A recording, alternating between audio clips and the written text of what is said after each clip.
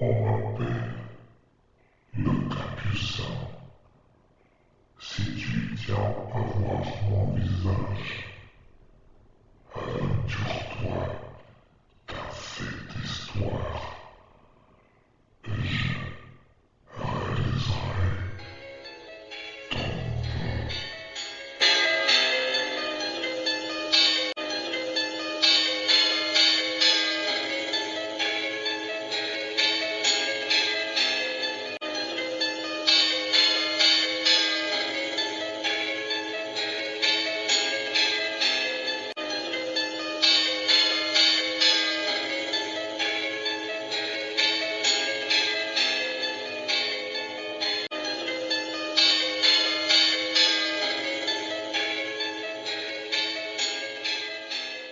Chapitre 5.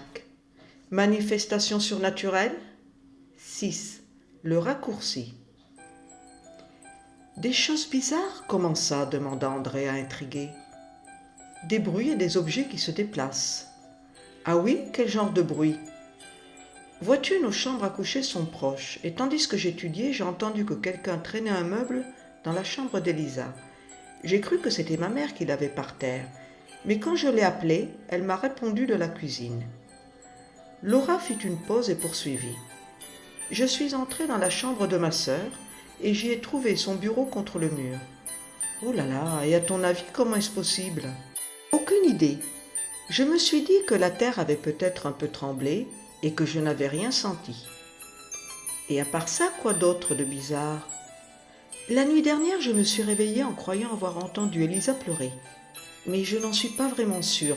Ça aurait pu être moi dans mon sommeil, vu que je me suis rendu compte en me réveillant que des larmes mouillaient mon visage. Elle me manque beaucoup à moi aussi.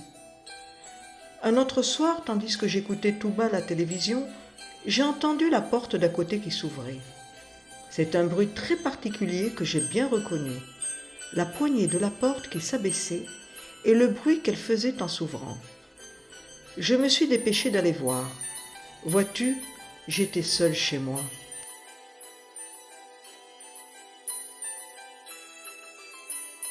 Le raccourci. Andrea suivit Laura jusqu'à la chapelle où il l'avait vue disparaître. Il était curieux de savoir comment elle s'était prise et il le découvrit aussitôt. Elle se baissa par terre en entrant. Il n'avait pas remarqué la fois précédente qu'il marchait sur une porte en fer et non pas sur un carrelage. Laura souleva un battant qui donnait sur un escalier poussiéreux menant dans une crypte. Elle lui sourit.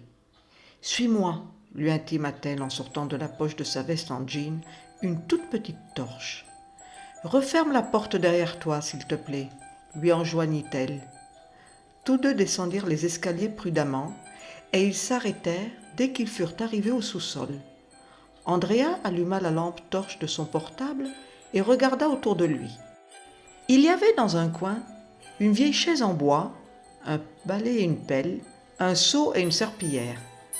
Et il vit sur sa gauche des cagettes en zinc empilées les unes sur les autres, contenant des os. Sur chacune y étaient écrits les noms et les dates de naissance et de décès à la peinture noire. « Waouh !» s'exclama-t-il. « Certains d'entre eux sont nés à la fin de 1800.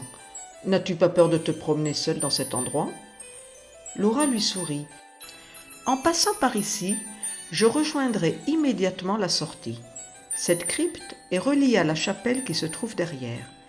Je me sers de ce passage pour ne pas devoir faire un long détour au retour, » répondit-elle doucement.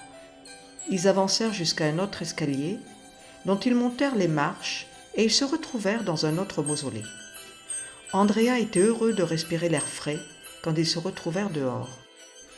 Dans le sous-sol, il y avait une odeur de poussière et d'humidité mélangée à une odeur nauséabonde d'excréments. Les deux franchirent la porte du cimetière. « Bon, il faut que j'y aille, » dit Laura. « J'ai été très heureuse de te rencontrer. »« Reviendras-tu demain à la même heure » demanda-t-il. « Oui. »« Eh bien, j'y serai moi aussi, alors à demain » s'exclama-t-il. Il lui sourit, et il réalisa à ce moment-là que le poids qui lui serrait le cœur avait maintenant disparu, ainsi que le sentiment de vide laissé par la perte d'Elisa.